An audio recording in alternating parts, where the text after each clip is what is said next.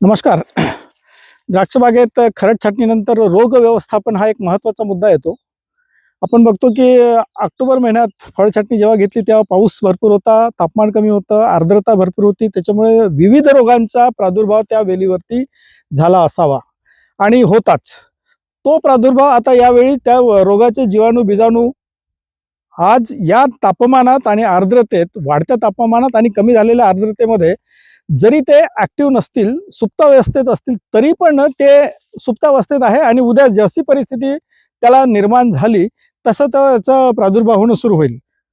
आज तापमान कमी आहे आणि आर्द्रता जास्त आहे. अशा परिस्थितीत जर समजा कुठे फुटी निघाल्या असेल आणि त्या याच्यावरती काडीवरती त्याचं ओलांड्यावर त्याचं इनोकुलम जर असेल, तर तो नवीन फुट आहे त्याच्यावरती त्या वातावरणात रोग नक्की येईल.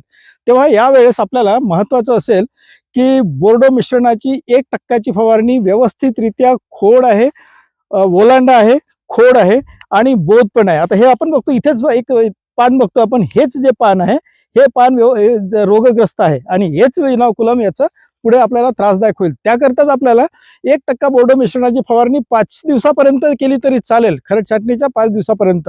पण ती करणे गरजेचं असेल. इव्हन आपल्याला 10 दिवसापर्यंत 2 फवारण्या जरी केल्या आपण, तरी आपल्याला पुढील काळात फार चांगला फायदा होईल त्याचा. त्यानंतर इव्हन बोधावरती असेल, खाली पडलेल्या ज्या काड्या आहेत, या काड्यावरती जे आहे, हे पानं जे आहेत, या पानावरती सुद्धा हे इनोकुलम आहे. तेव्हा खाली जरी समजा आपण बोर्डोची एक फवारणी केली, तरी त्याच्या आपल्याला पुढील काळात जो रोगाचा प्रादुर्भाव आहे तो कमी करण्याकरता आपल्याला चांगली मदत मिळेल. धन्यवाद.